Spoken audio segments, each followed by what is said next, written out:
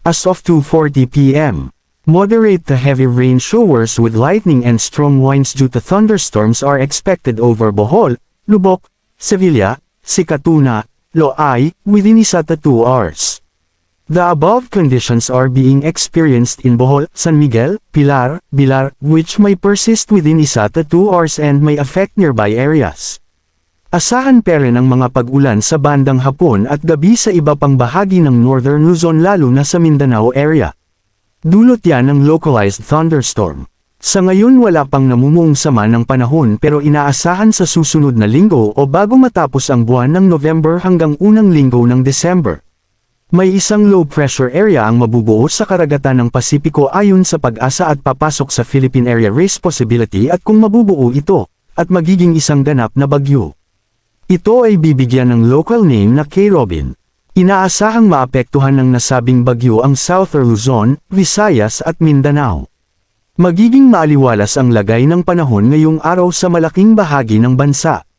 Sa ngayon ay kado pa rin ang Batanes dahil sa umiiral na amihan na nagmumula sa hilagang bahagi ng bansa. Habang shearline naman sa bahagi ng Cagayan Valley at easterlies naman sa bahagi ng Visayas at Mindanao.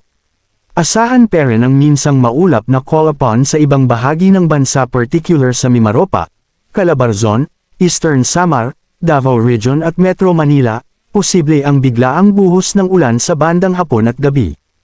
Asahan din ang localized thunderstorm sa iba pang lugar na may kasamang buhos ng ulan na posibleng magdulot ng biglaang pagbaha. Dahil pa rin sa pag-iral ng amihan na galing sa extreme northern Luzon.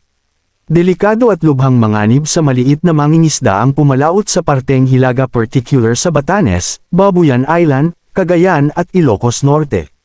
Nanunuot sa lamig, narito ang mga lugar kung saan may naitalang pinakamamabang temperatura sa bansa ayon sa Pag-asa.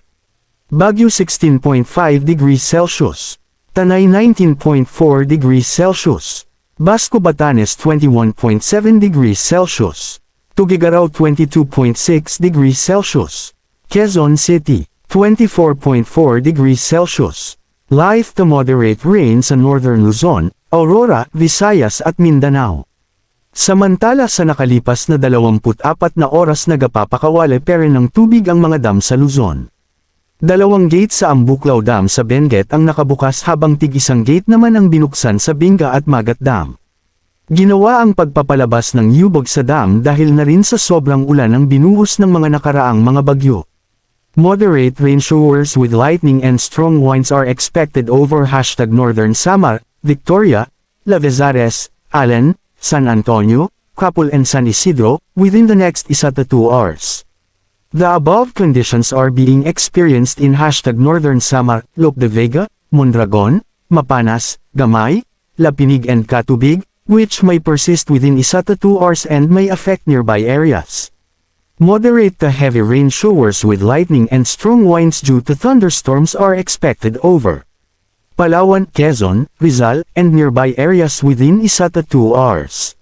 Manatiling nakatutok sa weather balita para sa bago pang updates, don't forget to subscribe. Thank you for watching. Be safe.